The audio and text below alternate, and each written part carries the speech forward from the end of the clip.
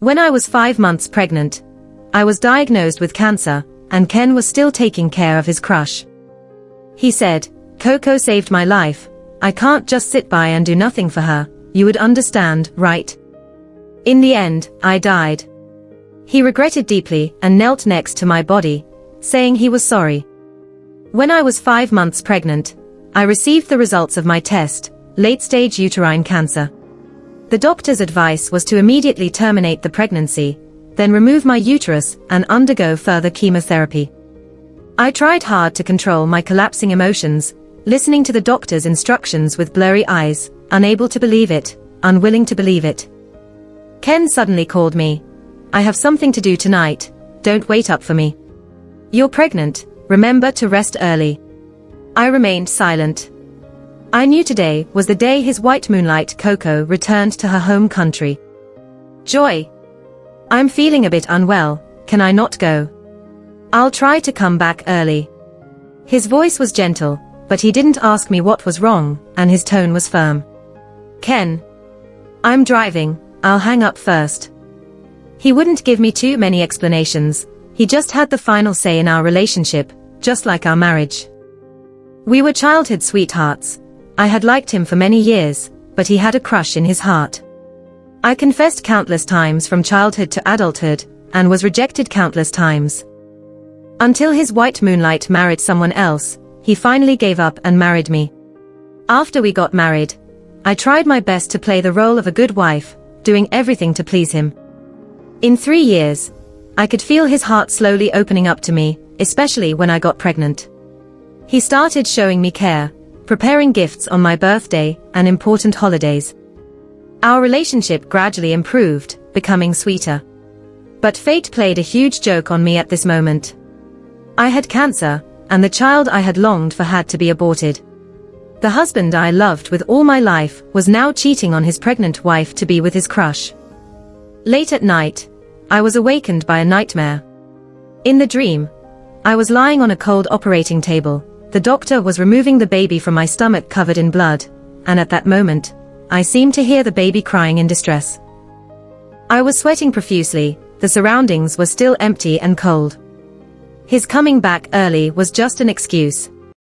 I tried to calm myself down, then took out my phone, opened a chat to distract myself. At 11 p.m., Coco posted on social media. "The best in hometown after so many years." She was taking a selfie, fingers intertwined in the background. Even though one hand was barely visible, I could still recognize it instantly. Because there was a tufted white spot on her index finger, just like Ken's. At 2 a.m., Ken came back. He moved quietly, afraid of waking me up. When he went to take a shower, I deliberately turned away. "Sorry, did I wake you up?" He apologized, his voice still gentle. "Is Coco back?" I asked. Ken's voice grew heavy, and the next moment he just said, "It's late, go to sleep first. Can you not see her in the future?" Ken seemed taken aback, then with a slightly annoyed tone, he asked, "What are you worried about? You should know better. Stop making a fuss, it's all in the past between me and her. 10 fingers intertwined counts as the past. It was just a game. Giselle, don't blow things out of proportion at this late hour. How ironic. I'll sleep on the sofa tonight." Ken slammed the door heavily. It was the first time he had lost his temper at me since I got pregnant, because of Coco, because he was embarrassed. After that brief argument, Ken and I continued our days as usual. He was busy. Always busy. I went to every prenatal checkup by myself. So, when I was diagnosed with uterine tumors at my 4-month checkup, he had no idea. I was used to considering him, not wanting him to worry, so I kept it from him until the end, feeling like a joke in the end. Today I went to the hospital again. I asked the doctor, "Can I not have an abortion?" "No." "Can I wait until after the baby is born for surgery?" "Your body cannot wait that long." "How long can I wait?" 1 or 2 months, but it's best to do it now. I can't bear to lose the child I can have in my lifetime. I want to spend more time with him, even just one more day. I still wanted to wait, Ken. Leaving the hospital, I called Ken. Can you get off work on time today? What's wrong? He asked. It's been a long time since we had dinner together. Okay. He agreed. This meant our brief Cold War was over, and Ken came home on time. I cooked Ken's favorite food. We ate dinner quietly. Ken's phone suddenly rang, interrupting what I wanted to say. He got up, took a look, then went out to the balcony to take the call. 5 minutes later, he came back, eating noticeably faster, and said, I have something to attend to. Is it Giselle? No. Ken's tone was serious. Stop being suspicious, can you? I wish you'd spend more time with me and the baby. If you're bored during pregnancy, you can have your parents come over to stay together, or you can go to their place. They can take care of you. I'm busy with work. I feel at ease when you're with them and not alone. I smiled sadly and silently as he walked towards the door without even looking at me, saying he would make time to take me over. He quickly put on his shoes, briskly walked away without another word. I actually saw it just now. When the phone rang, on his screen that he hurriedly tried to hide, it was Coco's name. Only Coco could make Ken go against his own nature and lie for her. What I didn't say just now was, Ken, can you accompany me for another 2 months, just 2 months? After that, I won't ask for more. That night, Ken came back before 10 o'clock. After he showered, he lay down on the bed next to me and then pulled me into his arms while pretending to be asleep. He smelled fresh after showering, his body was warm, pressed tightly against my back, but my heart suddenly felt dirty and cold. The next day, we had breakfast together. He complimented me by saying, the porridge you made is still so delicious. I was born into a good family, and Ken also came from a good background. Our marriage could be considered a match made in heaven. But for him, I became more and more humble. I, who had never cooked before, learned various cuisines for him. Despite him being so picky, I managed to cure his dislike for vegetables. Can you make me an extra bowl of porridge, and I'll take it to work for lunch? Ken said casually. Porridge for lunch? My stomach hasn't been feeling well these days, so drinking porridge will be comforting, he explained lightly. Every day, I made porridge for Ken and packed it for him to take to work. Ken also became more attentive to me these days, coming home from work on time every day. I didn't know if he truly let go of Giselle, or if moral constraints forced him to return to me. In the last few days, I chose to let bygones be bygones. But just as I wanted to open up to him again, I caught him in his office, looking warmly at Giselle as she ate the nutritious porridge I had painstakingly made for him. I glanced at my 5-month pregnant belly, remembering waking up at 5 a.m. every morning, thinking about my repeated compromises for him, and suddenly found it all rather amusing. Couldn't help but burst into laughter. Seeing me like this, Ken's eyes showed signs of panic. He walked towards me, trying to explain, but nothing came out of his mouth. To my surprise, it was Coco who took the initiative to greet me warmly, saying she wanted to thank me for making the nutritious porridge for her every day. She mentioned how her stomach felt much better after a few days, unlike the night when she was in pain and crying. It turned out that Ken rushed to her side that night because Giselle had a stomachache. And Ken's sudden closeness to me was just out of his guilty conscience. Among the three of us, I was the outsider. Did I say something wrong? Coco asked cautiously, seeing my changing expression with teary eyes. She had a vulnerable and innocent look, naturally evoking a protective instinct in people. Her life had not been very lucky. When Ken and I met Coco in the 8th grade, she was a transfer student coming to our class. At that time, she was timid, insecure, and always bore bruises and marks on her body, later revealed to be from being regularly beaten by her alcoholic father. Later, she was bullied in school. Ken saved her and fell in love with her. Suddenly, I became the third wheel. But in the end, Coco married someone else and went abroad. She said she wanted to distance herself from her original family as much as possible. Sorry, she apologized to me, always trying to please and be submissive. I didn't want to play along with Coco anymore. I was tired. Especially since back then, I had never won once. I walked straight into the office, picked up the half-eaten nutritious porridge, and poured it on Giselle's head. Coco screamed, her face drained of color. "Giselle, what are you doing?" Ken roared, rudely pushing me aside. He probably forgot that I was 5 months pregnant. Or maybe he didn't forget, but just didn't care, his mind filled with thoughts of Giselle. I leaned against the wall, enduring the pain in my abdomen, and watched Ken tenderly take care of Giselle. My heart gradually turned from deep love to cold fragments. I walked past them indifferently. I heard Giselle crying, constantly muttering, "Ken, don't mind me. Giselle is pregnant, go check on her, I'm really fine." But she kept holding onto Ken's clothes. My tolerance and kindness towards them finally shattered. I thought it would just be 2 months, and they would end up together. But now I regret it. I want Ken to regret it for the rest of his life. I want this pair of scum man and despicable woman to get their due. I went to the hospital. Ken's push didn't cause me much harm, but the doctor advised me to have surgery soon. When I returned home, Ken was sitting on the couch. There was a bouquet of flowers on the coffee table, along with a lava cake that I liked. He saw me, got up, and walked over with the flowers. "Giselle, I sincerely apologize for today's incident. I wanted to explain that this porridge was for Coco, but I was afraid of misunderstanding." I smiled. It was truly calm at that moment. Suddenly, I couldn't recall the uncontrollable joy I felt every time I received a small gift from him before.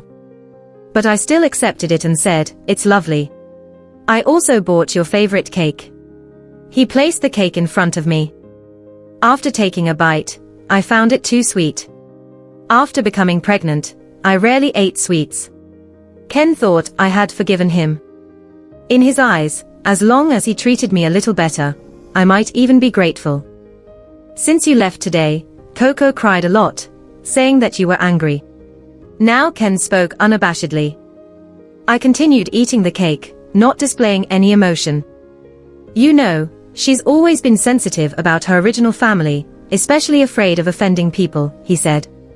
I remained silent. "I'm worried she'll have this knot in her heart, because of your anger today. Can't you just give Coco a call and say it's okay?" Ken said nonchalantly. When he noticed my unusual mood, he hurriedly explained and assured me, "Giselle, this has nothing to do with Coco. It's my fault, and I will do better in the future." I saw a hint of nervousness and embarrassment in his eyes. It was unbelievable that I could witness Ken being so low and apologetic. Should I be happy about it? "How will you do better? Never see her again?" I asked calmly. Ken hesitated for a second, then his voice raised a bit. "Giselle, you should understand. Coco once saved my life. How can I just ignore her?" I laughed. When did Coco save his life? Now she's back without any ties, being abused by her ex-husband abroad, in poor health and suffering from mild depression, with no one else but me. "So you think of yourself as a savior?" I mocked. "Giselle, when did you become so assertive?" He countered. "No matter how many times I say it, my feelings for Coco are purely out of care. I don't have any of those dirty thoughts in your mind. And me? Don't I need care? Do I have to ask for it?" I asked calmly. "You're fine, what care do you need? Besides, don't you still have your parents? I told you to go to your parents' house, but you didn't go." I looked at Ken's familiar yet strangely unfamiliar face. "Ken, whose husband are you? Do you even know I'm pregnant? Do you know that the child in my stomach may not make it?" I couldn't hold it in anymore and blurted out everything. Ken's expression shifted from shock to indifference as he looked at me. "Giselle, you're being too selfish. Making up lies, just so I wouldn't have to take care of Coco, and even cursing your own child. What I said is true. Even if it is true, it only means the child is not meant to be with us. Even if I stay by your side, it won't change anything." Cold and heartless, that's Ken. I stared at him. Time and time again, he crossed my bottom line. Stop looking at me like that. Giselle, I'm trying my best to live peacefully with you. I don't want you to turn this home into chaos. Ken spoke slowly. In the end, it was your fault for spilling porridge on Coco. Apologizing to her is only fair. Ken, if you keep treating me like this, do you think you'll regret it one day? I asked him. Giselle, I've been good enough to you. Ken's eyes were firm, or else I wouldn't be here in this home now. So, Ken's point is, because he still has a sense of responsibility, he will continue to live with me. Otherwise, he would have been with Coco a long time ago. I'll make the call for you. Once you apologize to Coco, we can put this behind us. Let's not mention it again in the future. I'm still your husband, and you're still my wife. Our marriage goes on. He said generously. And if I don't apologize, does that mean our marriage is over? I asked Ken calmly. Ken's eyes showed anger. Giselle, are you really pushing me like this? You're not looking for a legitimate reason to be with Coco, to abandon your pregnant wife without guilt, and be with another woman without a care in the world, right? Now that I've given you the chance, shouldn't you be happy? You're really draining all the love between us. Ken's face turned extremely dark. Ken, aren't you doing the same? Ken gave me a fierce look and slammed the door as he walked out. I watched Ken's ruthless departure, feeling my heart turn to ash. That night, Coco posted another social media update. A photo taken from her living room, capturing the full moon in the sky. There was a faint figure standing on the balcony in the photo, barely visible in the dim light of the night. Coco loved playing these mind games. In the end, I messaged Coco privately, suggesting we meet the next day. She replied almost immediately, saying okay. The next day, we met at a coffee shop. It wasn't the first time we had met privately. I never thought I'd come back, did I? Coco sipped her coffee, looking proud. Indeed, I never thought so. Now that I'm back, you should divorce Ken. Coco said matter-of-factly. Why? Because Ken has always been fond of me. Coco chuckled smugly. That statement left me speechless. I never understood why you chased after Ken. If he truly liked you, would I even be in the picture? You're beautiful, come from a wealthy family, there are plenty of good men out there, what makes Ken so special to you? Coco's face was filled with sarcasm. He's nothing special, then why are you still after him? Because I have no choice. Coco showed no pretense in front of me. In her eyes, I was never her match. A divorced woman without a prestigious background, only Ken didn't mind being with me. I didn't intend to ruin your marriage, but Ken always came running whenever I beckoned. Have you ever liked Ken? I asked her. Would I have liked him just to marry someone else? All those plans of leaving the country, going abroad, were just for the wealth that man had over Ken. Coco said frankly, you knew that back when we were in school, didn't you? Yes, I knew. But to protect Ken's self-esteem, I had kept it hidden from him. It was all so amusing now. Too bad Ken couldn't see who truly cared for him. But thankfully, this time I was determined to be with him. So, Giselle, let go, you can't compete with me. Coco was confident that whenever she wanted Ken, she could have him. But she didn't know, people change, especially when faced with their mortality. Is that so?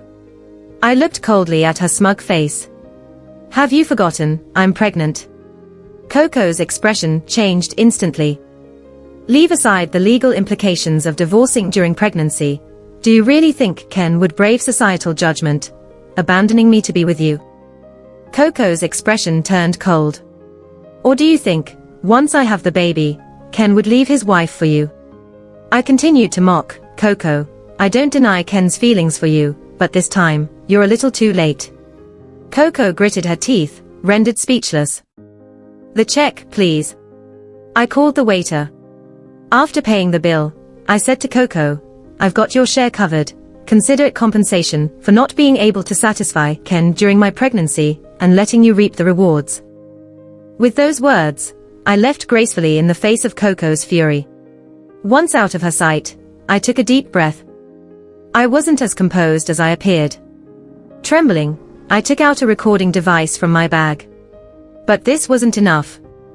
I needed more, so much more. I was going to make Ken suffer like never before. When I got home, I called my best friend Joy. We were classmates in junior high school. She witnessed the drama of our love affair, and always advised me to let go of Ken, saying he wasn't worth it. But I was crazy about Ken, despite having been surrounded by other, better men my whole life. After years of unrequited love, I finally gave up. "It's your birthday soon, right?" I asked Joy over the phone. "You remembered me?" Joy replied, sounding a bit resentful. "I thought you forgot about me once you got involved with that jerk Ken." Joy, a strong woman who was always busy and single, couldn't understand why I would give up so much of myself for Ken. "I need a favor from you," I told her, explaining the situation. Joy couldn't believe it. "Are you kidding me? You still think Coco isn't annoying enough? You want me to invite her to my birthday party?" I thanked her and promised it wouldn't happen again. On Joy's birthday, I showed up, pregnant. Coco was there too, along with many other classmates, who were teasing about Joy inviting so many old classmates, when she's usually so busy. Joy graciously explained that she wanted to gather everyone since she couldn't make it to the class reunion, and encouraged everyone to enjoy themselves. It was a harmonious atmosphere, until one classmate noticed Ken wasn't there and asked me why I was alone and heavily pregnant. "Ken couldn't make it today. But it's fine, we're all old classmates. Nothing to worry about," I replied with a smile. Ken showed up before dinner, surprising everyone except for me. As he sat down next to me, he coldly asked why I hadn't told him about Joy's birthday. I sarcastically quipped back, but he remained silent for the rest of the night, even as his classmates urged him to drink and chat. During a brief bathroom break, I overheard Coco plotting something with a threatening tone about Ken. Upon exiting, a sudden push from behind sent me crashing to the floor, leading to a painful injury and a trickle of blood. Coco's panicked scream echoed through the bathroom, drawing a crowd, including Ken. He immediately knelt down beside me as others called for an ambulance. Ignoring Coco's frantic apologies, I was taken to the hospital with Ken by my side. As we waited for medical help, Joy scolded Ken for not being there earlier.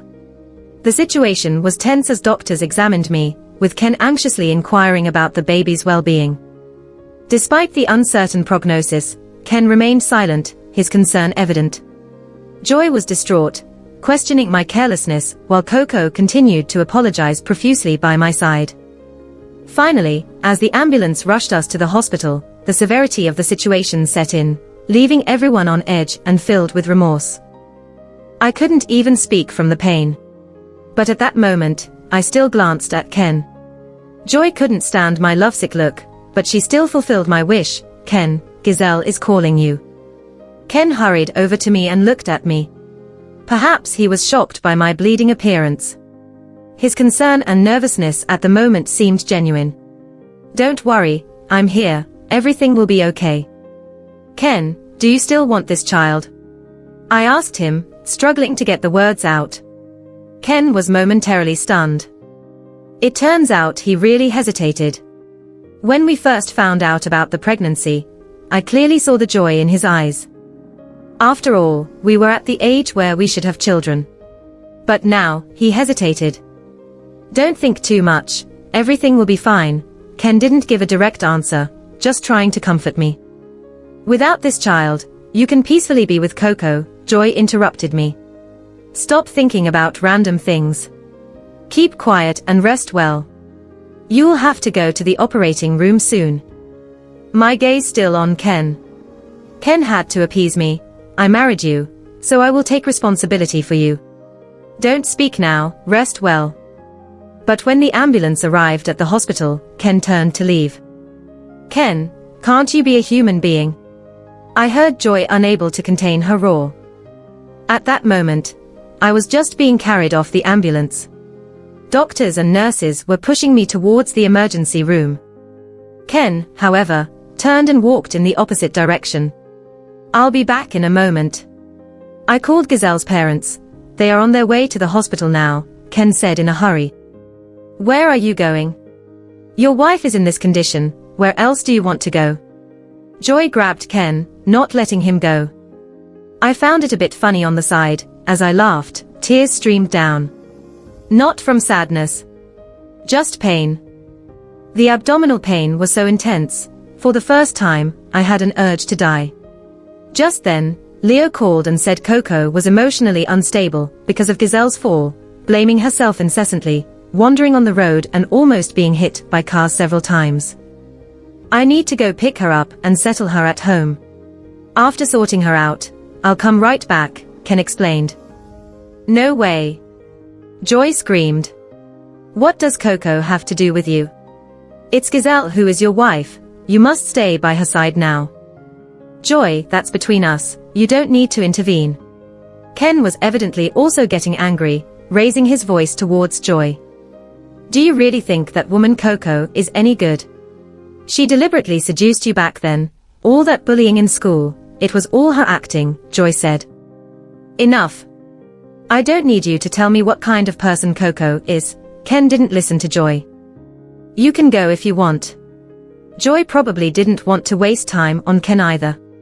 As long as Gazelle agrees for you to go, I'll let you. Ken gritted his teeth, rushed to my side, and grabbed my hand. I looked at him, seeing his eyes turning red with urgency. At that moment, I just wanted to pull my hand away from his palm. I don't know why, but at that moment, I suddenly felt very dirty. Gazelle, I'll be back in a jiffy. Your parents will be here soon, you'll be fine, Ken said urgently. How do you know I'll be fine? I'm enduring the pain in my body and asking him with difficulty. And Coco will definitely run into trouble. You're in the hospital now, with so many doctors around, you'll definitely be fine. But Coco has only me, Ken replied. Only you. I whispered. But Ken, do you know? The place with the most deaths in this world is in the hospital, I said softly. You won't, it's just a small operation. Even if the child is lost, it doesn't matter. What if I don't want you to go? Gazelle, can you be more tolerant? I've told you before, Coco saved my life. I can't just stand by and watch. If she has an accident, I'll never be at peace. Ken began to get impatient. He had no more patience for me, even as I was being rushed to the emergency. If I die, will you be at peace? Don't force me like this. Ken was irritable and firm. Whatever the outcome today, I have to go see Coco first. Since you've made a decision, what else can I say? Ken, just don't regret it. Never regret it. Ken didn't stop to linger, he even ran off. So impatient. Ken left, and left quickly. Joy's eyes turned red with anger.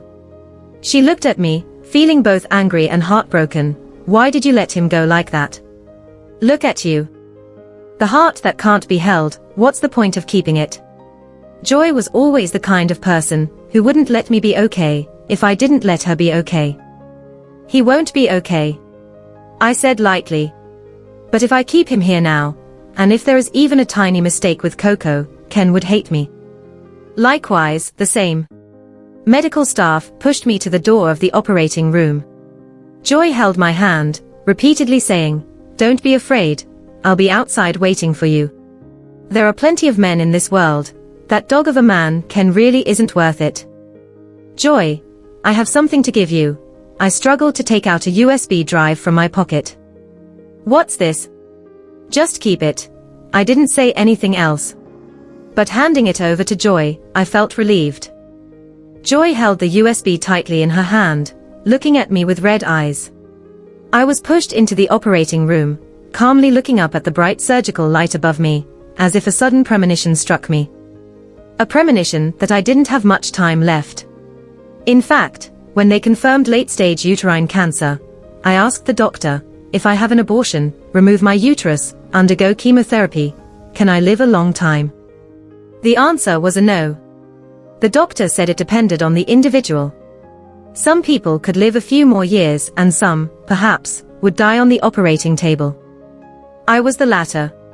In a daze, I heard the doctor's nervous voice, presumably performing emergency procedures on me. But I couldn't feel the presence of the outside world anymore. The moment I completely lost consciousness, I thought, if Ken knew I would really die here, would he regret it? Ken's epilogue. Giselle accidentally fell while pregnant. I took her to the hospital, but got a call from a classmate saying Coco was emotionally unstable. Coco had a tough upbringing, which made her introverted, shy, sensitive, and suspicious. Unlike Giselle, who came from a wealthy and harmonious family, she would never have suicidal thoughts.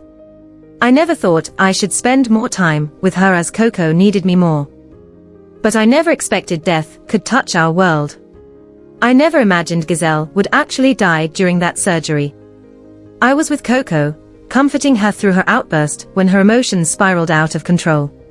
She cried all night, and I almost forgot Giselle was in the emergency room until I received a call from Joy. On the phone, Joy's voice croaked as she said, "Ken, congratulations, the child didn't make it." My heart suddenly ached. I had thought that the child might not survive when Giselle bled so much at the hospital, it was impossible to save them. I wasn't sure if I wanted the child or not. Deep down, I knew if the child didn't make it, I would have the confidence to divorce Giselle and be with Coco. Though Coco never said it, I could sense that she wanted us to get back together. So, when Giselle asked me if I still wanted the child in the ambulance, I didn't give a clear answer. Now that it's truly gone, my heart feels empty. Am I happy? Now, can I be with Coco without guilt? Joy's voice held a clear hint of sarcasm. It's not because I didn't want it, I lashed back weakly. Joy, I know you're Giselle's good friend, but our matters are between us as a couple. Outsiders shouldn't meddle. I replied, trying not to sound defeated. A couple. Joy sneered. In that mocking tone, I sensed a tinge of sorrow. I really didn't understand what Giselle saw in you, Ken. Do you really deserve her? Joy, there's no need for your judgment on Giselle and me. The child is gone, I know how to console her. That's enough, I responded, not willing to show weakness. Giselle no longer needs you, Joy added abruptly. Joy. I snapped, suddenly angry. Who did she think she was to dictate me and Giselle's relationship? Giselle was gone. I was stunned. For a moment, I thought I had misheard. It felt as if lightning had struck on a clear day. Ken, you're free now, Joy said before hanging up. I stood there with the phone, frozen. The feelings were indescribable, a piercing pain that spread through my entire body like 1,000 needles. How could Giselle be gone? Medicine was so advanced these days. It was just a miscarriage, right? Ken, what's wrong with you? Coco walked to the balcony, concern in her eyes, asking, what's the matter? Are you crying? Has something happened? Was I crying? In that moment, I realized tears were streaming down my face. I turned to leave. Ken, where are you going? Coco hugged me, saying, didn't we agree to spend tonight together? I'll be scared if you leave. Please don't go. I felt a strange protective urge for Coco. She could make me forget everything and treat her well. But right now, I just felt annoyed and smothered by her. Pushing her away, I said, Giselle is dead. Coco froze, unable to believe, just like me. I left Coco's home in long strides, heading to the hospital. Along the way, I considered that Joy might have been purposely trying to provoke me since she was Giselle's closest friend and I hadn't treated Giselle well.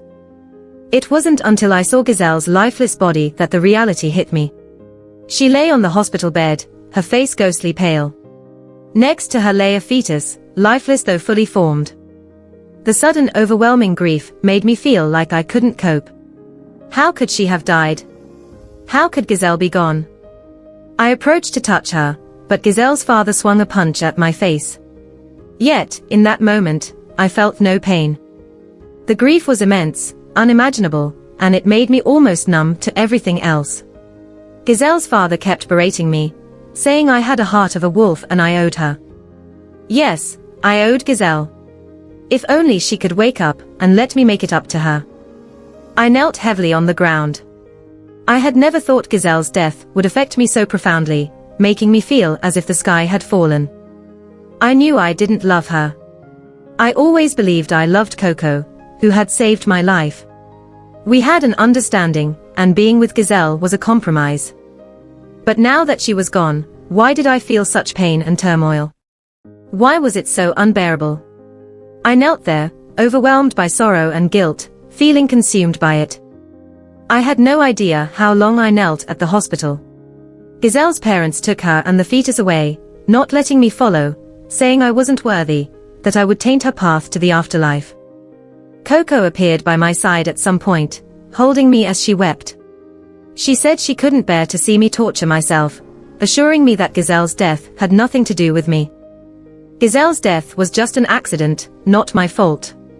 Even if I had stayed at the hospital, Giselle still would have died. But why did I feel so guilty and breathless, as if crimes weighed upon me? Coco pulled me up from the ground. Ken, don't torment yourself, the deceased is gone. Let's move on together.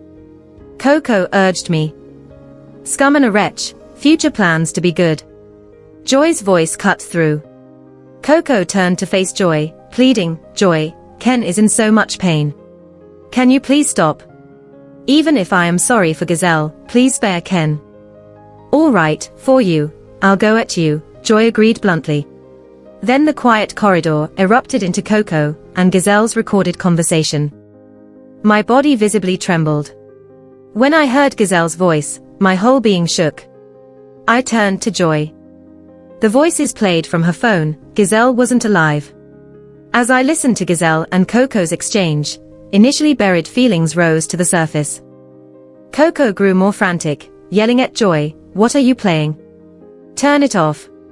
Turn it off." Frightened now? Joy chuckled. Didn't you say you were ready for it? Turn it off, it's not real. You better turn it off right now. Coco tried to grab Joy's phone. The two tangled in a struggle. Ken, if you want to know the truth, you better get this wench off me. Joy cursed loudly at me. I rose from the ground, roughly pulling Coco away. Let me go, Ken. Let me go. It's not real, it's not real. Coco was agitated, her face flushed and contorted. This is a Coco I've never seen before. I always thought she was delicate, like a breeze could knock her over. Turns out, you're scared of what? Joy challenged Coco. I don't want Ken to misunderstand me. Stop trying to sow discord between me and Ken here. Shut up. Shut up. Coco screamed. Joy coldly ignored Coco, who seemed to be losing her mind. She looked at me and said, "Listen clearly to what Coco is about to say." My throat rolled, uncontrollably. I heard clearly the voice from Joy's phone. Would I still like him if I can marry another man? All that talk about leaving my family and going abroad, it's all a lie, just because that man is richer than Ken. You've known it all along, back when we were in school, didn't you? Too bad Ken is blind, he can't tell who really cares about him. Thankfully, this time I'm determined to be with him. So, Giselle, let go, you can't compete. The voice ended. The hallway suddenly fell eerily quiet. My appearance must have been terrifying. I looked at Coco, my eyes bloodshot. No, it's not like that, Ken, believe me, this is not my true feelings. I deliberately said those things to upset Giselle. She's been pining over you, that's why I said those words. I slapped Coco hard across the face. She was thrown to the ground by the force of my blow, looking at me in disbelief, tears in her eyes, looking pathetic. I used to never see Coco wronged in the slightest, would never let her shed a tear, but in that moment, I suddenly felt repulsed, utterly disgusted. Can't handle it. Joy looked at us as if watching a comedy. There's even more explosive stuff, want to see. I clenched my fists, not wanting to, even scared to, but forced myself to nod, forced myself to uncover those cruel truths, bloodily tear them open. See for yourself. Joy handed me the phone. I watched the video on the phone and played it. In the footage, Giselle and Coco were in the bathroom, just before Giselle's incident tonight. As I watched Giselle's lively expression, seeing her alive, everything became blurry. Suddenly, in the video, Coco forcefully pushed Gazelle, who was walking ahead, pregnant and defenseless, down to the ground. I saw Coco's sinister smile, even as she let out a frightened scream right after. I laughed. Tears streamed down my face, going crazy. Coco seemed shocked by my appearance, stood up, saw the video in my hand, her face turning pale, kept saying, "No, it's not true, Ken, listen to my explanation, no, it's Gazelle, Gazelle set me up. How else would there be this video, it must be her design." What? So you got caught red-handed doing something bad, now it's someone else's fault. Coco, are you really shameless? Joy gritted her teeth. Ken, believe me. I pushed Coco away. She made me sick to my stomach. I've sent everything to you, whether you want to report it to the police, it's up to you. After all, Ken never thought of letting you know all the truth. If I hadn't found this evidence on her, she would probably have hidden it from you for a lifetime. I clenched my fists, heartache to the extreme, pain shattering. Let me tell you 3 things. First, at the school picnic, you accidentally fell into the river rapids. It was Gazelle who risked everything to save you and bring you to the shore. When you woke up, you wrongly assumed it was Coco. If you don't believe me, you can ask the classmates who were there that day, they all saw it. But how could you bring yourself to ask? In your heart, the one who risked their life to save you, could only be Coco. Second, Coco deliberately attracted your attention when she was bullied at school. You probably didn't know, the person bullying Coco was her best friend, whom she is still in close contact with now. If you don't believe me, check her phone, look at her chat history, you'll see. Third, Gazelle was diagnosed with late-stage uterine cancer a month ago. Afraid of worrying you, she kept it from you all this time. The doctor advised her to undergo an abortion for treatment, but because she had to have her uterus removed and could no longer conceive, she insisted on wanting to have a child for you, even at the cost of her life. But in the end, it was a tragic result, costing 2 lives. Joy stared coldly at me, looking at me like I was a fool. She said, Ken, after living to this age, I've truly never seen anyone as foolish as you. She turned and left. Perhaps she thought that a person like me wasn't worth her time. A fool like me wasn't worth anyone's time. But Gazelle, she sacrificed her life for me. I turned to look at Coco, at her completely transformed, grotesque face. I picked up my phone, dialed, "Hello, is this the police station? I want to report a deliberate murder." No. Coco frantically tried to grab my phone. "Ken, please don't call the police. I beg you not to. I can't go to jail. I can't, Ken. Everything I did was for our future. I love you. Now that Gazelle is gone, we can be together as it should be." Coco couldn't say anything. Because I suddenly grabbed her neck. Her whole face turned red to the extreme, her eyes filled with terror. She tried to push me away, but was powerless. Panic and fear were written all over her face. When you schemed against me, when you pushed Gazelle down, did you ever feel afraid? Did you ever imagine this day would come? Did you ever think you would face retribution? Coco, the 2 of us should go and accompany Gazelle, and the child who never had a chance to be born in their burial. I killed Coco, inch by inch, watching her in my hands, losing her breath completely, giving up struggling. Looking at Coco lying motionless on the ground, I strangely had no fear, no sadness. Only a sense of revenge. Just felt freed.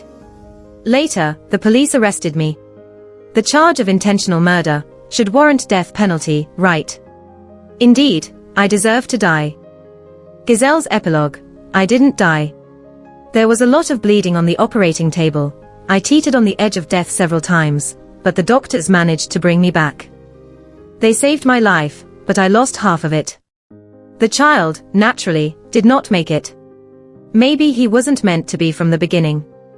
After coming out of the operating room, I asked my parents, Joy, and the medical staff to help me stage a little drama. I only said I wanted to completely cut ties with Ken, without revealing more details. They were very supportive. That's when the scene of Ken kneeling in front of my corpse happened. Later, my parents accompanied me to the hospital room while Joy left. I knew exactly what she was up to. Joy's personality wouldn't let Ken off that easy. I could even guess she would make Ken feel so guilty and remorseful. It was an unspoken agreement between us, or you could say it was all part of my plan. Just like when I recorded Coco pushing me down. That day when I pretended to be pregnant, I knew Coco would do anything to get rid of the baby in my stomach. The child wasn't meant to be, and I used it to trap Coco. So, I went to the restroom, placed a hidden camera in a corner to capture everything, and waited for the fish to take the bait. Sure enough, Coco acted. I bled heavily and was rushed to the hospital. I even anticipated that Coco would do everything she could to get Ken to leave me. Everything was within my plan. I gave the USB drive to Joy, who would take a look at its contents right away. Apart from the recordings, I also gave Joy a hint. I told her there was a video of Coco framing me in my phone, to be downloaded from the camera app. Joy knew what to do next. Later, I heard that Ken killed Coco and got arrested. I wasn't surprised at all. Given Ken's personality, how could he endure being deceived like that? Coupled with his guilt towards me and the child, he chose this extreme way out. It was somewhat expected, somewhat a form of retaliation. Later on, I transferred to the most prestigious oncology hospital in China for further surgery and chemotherapy. Over the course of a year, the doctors said my condition was under control, advising me to take good care of my health. Living for another 10 or even 8 years, like a normal person, was not impossible. When I returned from the hospital, I heard that Ken had been sentenced. Not to death, but life imprisonment. Life imprisonment might be even more torturous. I didn't go see him. I couldn't pinpoint the exact moment, but perhaps after the life and death experience on the operating table, I truly let go of Ken. This man was completely uprooted from my heart, leaving no trace behind. After all, life is precious. In the remaining days, all I want is to live without any regrets.